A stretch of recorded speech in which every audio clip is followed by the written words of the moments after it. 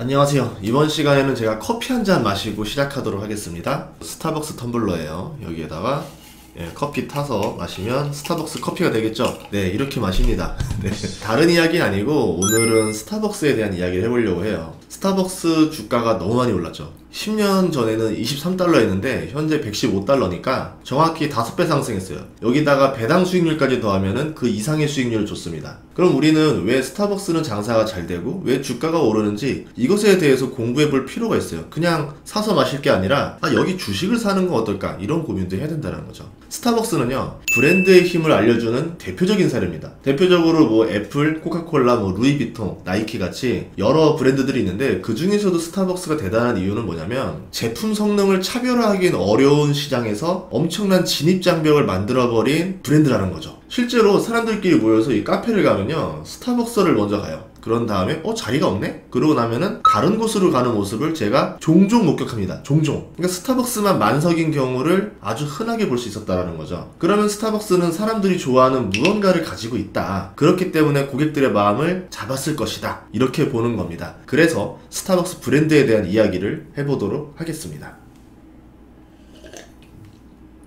맛은 비슷한 것 같아요. 브랜드의 차이인가봐요.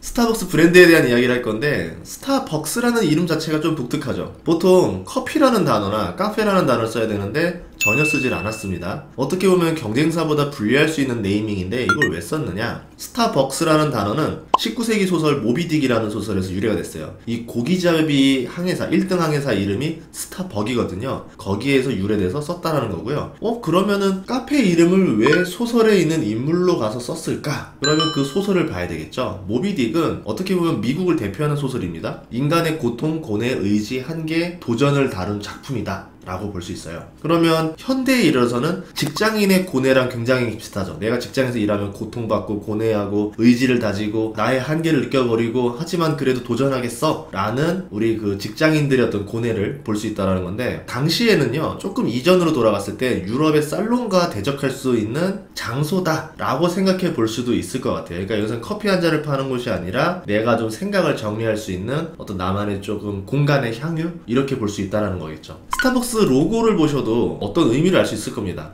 세이렌이 나와요. 그 스타벅스 신화에 나오는 여신이 있죠. 어원으로는 끈으로 묶다라는 뜻이에요. 끈으로 묶다? 이게 뭔 소리지? 라고 하는데, 현재는 어떤 어원이냐면 경고나 신호를 뜻하는 사이렌의 어원이 됐습니다. 세이렌은요 원래 하늘을 나는 새예요. 하늘 나는 새인데 천상의 목소리로 선원들을 유혹해서 배를 침몰시키게 만드는 걸로 악명이 높았죠. 그리스 신화에 나옵니다. 그래서 지중해를 지나가는 오디세우스가 어떤 얘기를 하냐면 이 유혹을 이겨내기 위해서 돛대에다가 자신을 묶어두라 그래요. 그리고 선원들한테는 귀마개를 다 씌웁니다. 그래가지고 간신히 통과할 수 있었다라는 것을 알 수 있죠. 그 얘기는 뭐냐면 세일이라는 것 자체가 굉장히 강한 유혹이다 라고도 볼 수 있다는 겁니다. 그러니까 스타벅스 로고는 굉장히 여러 가지들의 의미를 가지고 있다, 이렇게 볼 수 있겠죠. 이름도 독특하고 로고도 독특하고. 근데 이 스타벅스 로고는요 그 세일에는 새의 모습으로 넣지 않고 인어의 모습으로 넣었어요. 이거 왜 그럴까요? 인어공주 동화의 주인공도 세이렌이에요. 아니 오디세우스를 배를 침몰시키려고 했던 그 세이렌이 어떻게 그 인어공주의 동화의 주인공으로 바뀝니까? 라고 하는데, 이게 중세 이후의 미술 작품을 보시면 세이렌을 어떻게 표현하냐면 새보다 여인의 모습을 강조시킵니다. 그렇게 조금씩 바뀌면서 인어로 바뀌어요. 그래서 스타벅스는 어떻게 보면은 변신한 세이렌의 로고를 썼다라는 거고, 그러면은 과거에 새를 쓴 게 아니라 인어의 세이렌을 썼다는 얘기는 스타벅스는 변신을 계속 하겠다, 이런 의미를 보여주는 겁니다. 어떤 의지를 보여주는 거죠. 그리고 스타벅스는 진동벨이 없어요. 고객의 이름을 부릅니다. 닉네임을 부르죠. 땡땡땡님, 땡땡땡님 불러주죠. 그리고 고객이 오면은 눈을 마주치는 것이 기본 철학이에요. 그러니까 세이렌의 목소리, 유혹과도 연관이 있는 거죠. 그러니까 지금 스타벅스는 굉장히 하나의 철학으로 움직이고 있다, 이렇게 보시면 됩니다. 그 외에 공간 철학도 있어요. 위치는 주로 어디에 위치하냐면 도심 직장인의 쉼터라는 철학 때문에 주로 이제 업무 중심지나 상권 중심지 주로 위치합니다. 제가 있던 여의도에만 해도 스타벅스가 정말 걸어서 갈 수 있는 게 6개가 되더라고요. 하월드 슐츠가 했던 말이 있었죠. 우리는 커피가 아니라 공간을 판다, 이런 의미죠. 그러니까 도심 직장인의 쉼터다, 이렇게 표현을 하는 겁니다. 실제로 디자인도 그 철학에 따라 움직이는데 나뭇결을 상징한다던가 물, 바람 등 자연을 상징하는 형태로 디자인을 하고 있어요. 도심 속에서 쉴 수 있는 자연과 같은 곳이라는 이미지를 강조한다는 거죠. 가급적 나무 느낌을 주려고 노력한 것들이 굉장히 많이 보이는데요. 예를 들어서 그 뒤에 있는 큰 메뉴판이라던가 외관을 나무결로 많이 만들어요. 근데 막상 보면 나무로 만든 게 아니고 컬러 강판을 활용해서 만든 겁니다. 그러면은 튼튼하게도 만들 수 있지만 나무결의 느낌도 줄 수 있다. 어떻게 보면은 컬러 강판이 스타벅스를 타고 세계화가 될 수도 있지 않을까, 뭐 이렇게 상상을 해봅니다. 스타벅스는 어떻게 변신을 했느냐, 시대에 맞게 변신을 하되 철학을 유지했는데 이게 구찌랑 굉장히 비슷한 모습을 봐요. 어디에서 볼 수 있었냐면 사이렌 오더에서 볼 수 있었어요. 사이렌 오더는 대한민국에서 만들었습니다. 이제 한국 사람들은 그거 못 느끼거든요. 막 바쁘잖아요. 특히 점심시간에 몰려서 하는데, 미국에서는 자꾸 이름 불러서 하라 하고 타 경쟁사는 진동벨 줘가지고 빠르게 편하게 하는데, 우리는 너무 지금 그 고객 불만을 폭주하니까 그래서 만들어낸 게 사이렌 오더예요. 그랬는데 본사에서 보니까 이거 잘 만들었거든요, 갖고 와 이래가지고 이제 미국에서도 씁니다. 네. 어쨌든 시대의 흐름에 따라서 주문을 하고 알림을 받을 수는 있지만 그래도 우리의 철학은 유지하겠다. 어떤 철학? 고객의 이름을 부르고 눈을 마주친다는 철학은 유지하겠다. 구찌도 마찬가지잖아요. 기본적인 패턴은 유지하되 여기에 뭐 새로운 형태의 뭐 동물이나 식물이나 뭐 미키마우스나 이런 걸 넣으면서 변신을 하려고 하죠. 그리고 또 하나 뭐냐, 핀테크의 성장입니다.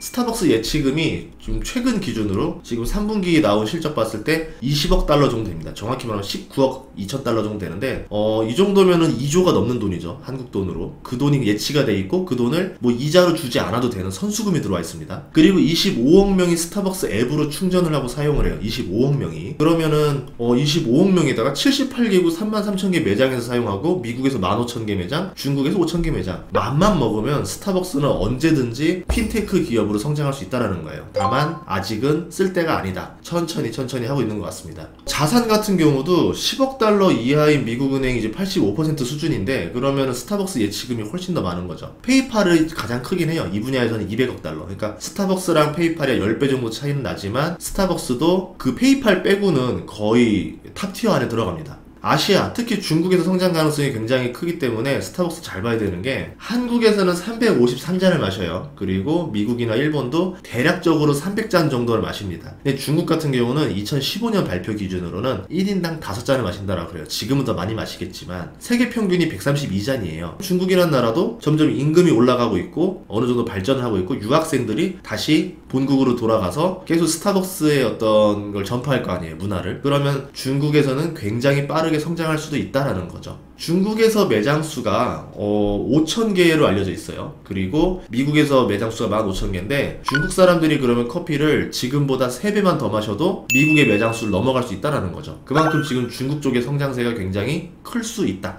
이렇게 보시면 됩니다. 그리고 이제 한국의 스타벅스에 대한 이야기를 좀 해보고 싶은데요. 처음에 한국에 스타벅스가 들어오게 된 계기는 뭐 러브스토리가 좀 있었습니다. 뭐 더 얘기하기 좀 그렇고 지난 얘기다 보니까, 이게 그래서 IMF 시절에 한국에 들어왔어요. 어디에서 제일 먼저 들어왔냐? 이화여대로 들어옵니다. 이화여대는 당시에는 어떤 트렌드의 메카, 이화여대에서 유행을 하면 되는 거예요. 특히 이화여대는 뭐냐면 대학생들의 성지입니다. 여대생들. 그렇기 때문에 그 스타벅스가 통할지 안 통할지를 볼 수 있는 바로미터였죠. 근데 통했어요.